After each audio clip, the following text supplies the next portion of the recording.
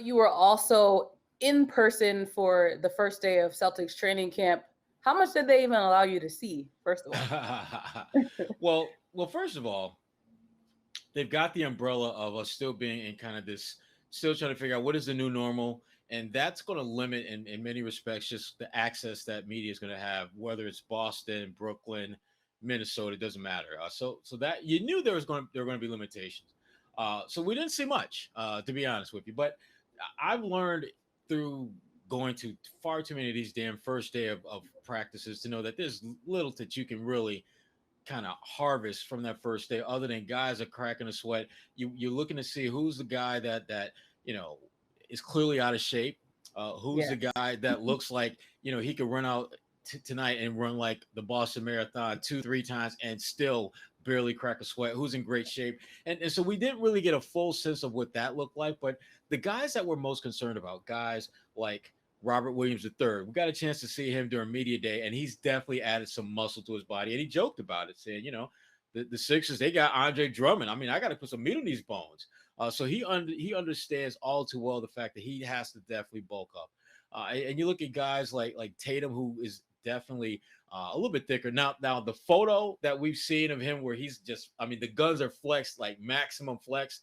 He ain't Mhm. that. That ain't that. That's not Jayson Tatum in Good to a know. relaxed. Yeah, he's not that big yet, but he's definitely he looks a little bit bigger, a little bit stronger.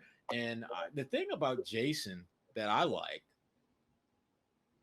he has a very, you can tell something's different about him this year at this Hmm. point. Yeah. And I think that there's a quiet confidence that he's always had, but now it's a quiet confidence that's wrapped around an expectation of greater leadership that he Yeah. has to provide. And I think he understands that. And we talked about that, and I asked him about that, and he started to talk about how leadership, everyone's leadership is a little bit different. And I asked him about just how his leadership has evolved from the time where he got here to where he's at now. And I think he's going to be fine. I think the big thing with Jayson Tatum is just figuring out what does he have to give the game for this team to be great. We know he can score and do all that other stuff, but he has to be able to be the one presence that guys can lean on if things get a little squirrely. And he's not going to be perfect. He's going to have bad games. He's going to make bad decisions. All great players do that. Michael Jordan did that. Kobe did that. The list goes on and on. But to me, the key for him is, how do you bounce back? Are you going to have the kind of resiliency to make mistakes, not let those mistakes wear you down, and bounce back and lead this team? And that to me is going to have to be a character trait that he's going to have to exhibit often. He's going to have to be able to impact the game on nights when he doesn't play well. I could certainly see Tatum having some nights where he goes like 4 for 19, but that fourth shot just so happens to come with 3 seconds left, and it's a three ball, and they win. And it's Right. like, yeah, he played pretty crappy shooting the ball, but damn, he made the one that mattered most. He's going to need to get to the point where he can be able to withstand the rough nights and still be able to impact the game and deliver when they need him to most. Social media is only a slight screenshot, so to speak, of who a person really is. But when you mention that change in demeanor from Jayson Tatum, I follow this guy, Brett Hampton.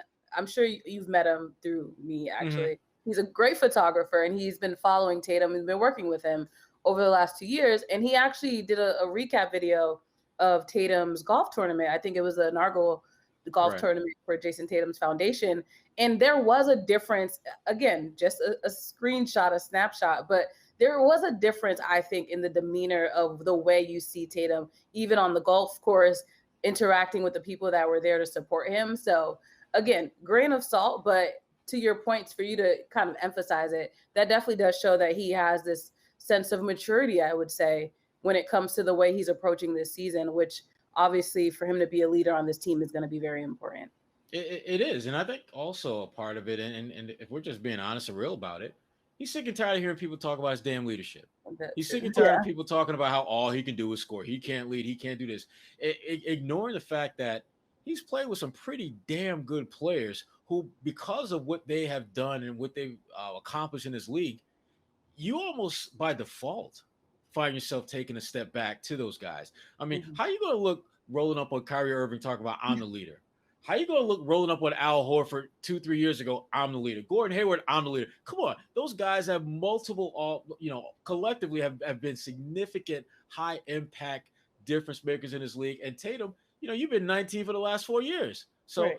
how you gonna roll up on somebody and He's be like tired of that? being But 19. exactly, exactly, and this is how you Can that make be people our forget. episode highlight? That's the highlight, the headline. Absolutely. Jayson Tatum's tired of He being tired of being 19. This is it. There's no more 19 after this. 19. But he's Jalen carrying Brown. himself. He's carrying himself the way you would want a young leader to do.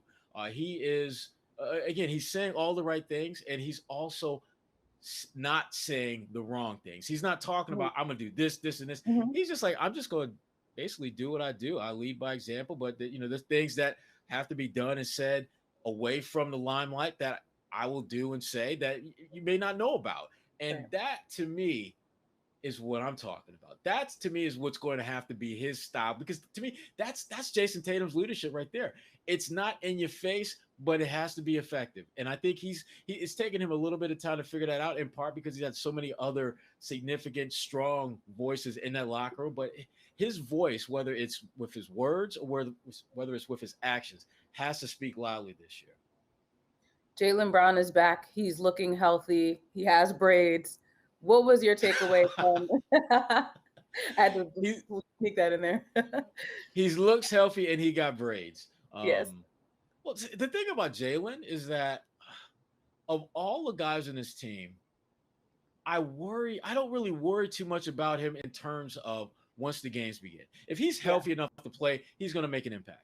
And he's going to figure out ways to make an impact, whether it's scoring, whether it's, being a good defender, whether it's just setting screens. He's just that guy. He consistently is better from one year to the next, which is something I can't say with confidence with a lot of guys. Some guys just have, back-to-back years where they good, but they're not really all that much better. He's appreciably better every year, and I think this year will be no exception. But the one kind of, asterisk in all that mix is his health. The wrist is what we've talked about as far as whether he would be able to go at the beginning of training camp or not, and that doesn't seem to be an issue. He did mention on media day that there was still some swelling in that wrist. I anticipate that we will see him have some days off in training camp Some load where management. where it won't be a situation where he's re-aggravated or injured. It's just that they're going to be, I think, a little bit cautious so that they don't put him in situations where he could potentially re-aggravate that wrist and just cause unnecessary due harm when, again, it's the freaking preseason. It shouldn't be that. It's not that deep. You kind of know what you're getting with him. I'd much Absolutely. rather see Aaron Nesmith and Romeo Langford out there playing a lot of those preseason minutes. They need the reps. Mm-hmm. Jalen, he's. And we briefly talked about Robert Williams. Ime Udoka mentioned how the determining factor for him playing will be what we mentioned with Jalen, just keeping him healthy. Right. What do you think is going to be the approach with training camp and then obviously early on in the preseason for Robert Williams? Training camp, he's got to just, in addition to the obvious elephant in the room, which is stay healthy, he's got to make his presence felt at both ends of the floor. I don't think we're at a point now in his development where you could just be happy and content that he can block shots and he can do a little bit of rebound. Now, he's got to knock down shots on offense, and he showed signs late in the season being a lot more comfortable facing the basket than I think a lot of us thought he was. If he's able to continue to evolve into that type of player, someone that can knock down that elbow jump shot if you decide to sag off of him, then he becomes someone who's not only impactful for this team, but then I think you can start throwing him into the conversation as the second or third best center in the East. Because Joel Embiid, his hands by far the best. No one is going to touch him. But, I think Bam Adebayo is probably the second best right now. And Bam is a guy that is very good, very versatile. But Rob has a lot of just, I think, physical attributes and assets that if he can stay healthy and if he can just kind of put all the pieces together, he could be in that conversation. He is not there now. He is not there now.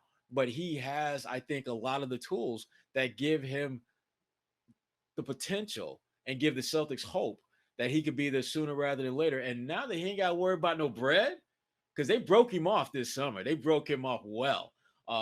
He's good. But the one thing, it's funny because I asked him about that on media day, and he said something I thought was really interesting, and I thought more and more about it because it didn't really register right away. He talked about how it's good, but it's also motivation to do more and get Mm, more. And yeah. I think he was initially, I took that as he was talking about get better and things like that. But then I started thinking about like, wait a minute, he think about getting like the super duper Super payday, funny. but Right. yeah, he talking about getting that cheddar as well as getting better because his contract has incentives in it that will put him in very very good position. He's going to be close to $50 million when all said and done. But when you look at his age, you look at his skill set. If he can just stay healthy for 2 or 3 years, when it comes time to get that next deal, he could be someone that we're talking about as a max player. It would. There's nothing about his game that would shock me if, let's say, in 2 or 3 years, he becomes a guy that's averaging 16, 17 points, 8, 9, 10 rebounds, couple block shots, shooting about 60% from the field, and is in that conversation as the next best thing to Joel Embiid. I think he has that type of upside, and so do the Celtics.